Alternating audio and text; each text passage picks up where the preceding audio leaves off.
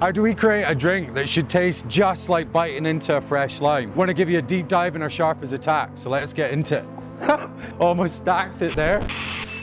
So how do we go from such simple ingredients to quite a complex recipe? Let's get into how we go from this to this. We use two little elements from the lime itself. We support it with beautiful sort of macroot or kaffir lime leaves. We always put a tiny touch of raw organic cane sugar in there. We talked about a spa day just last week. Spa. I need some saliva. Don't get high on your own supply.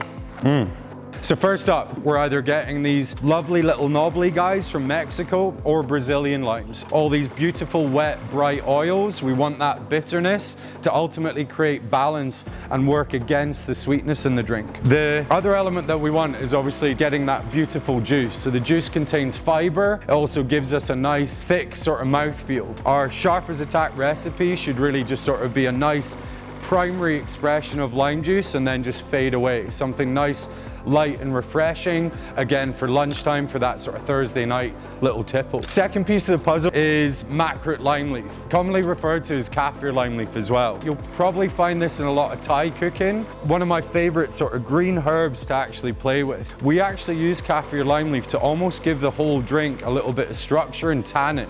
So the longer that we steep these dried leaves at super low temperatures, we're actually getting a beautiful additional layer of depth, an additional layer of complexity. Reoccurring theme in all of our drinks is that our raw organic cane sugar plays a vital role. It's about using far less of it, but making sure that it's almost integrated into every little aspect of our drink. So with such a simple list of ingredients, we actually need to work even harder to really respect those individual elements. Lime or anything green that we actually play with as a soft drink company demands more respect. Anything that has some green in it tends to have a lot of chlorophyll. Chlorophyll does not like oxygen. So the key element is super low temperatures and ultimately de-aerating it, de-oxygenating it at every single stage. And you might have had like a brown lime in a pub and it's used as a garnish on a gin and tonic. There's nothing worse than getting a weird sort of sweaty wedge of lime into your drink.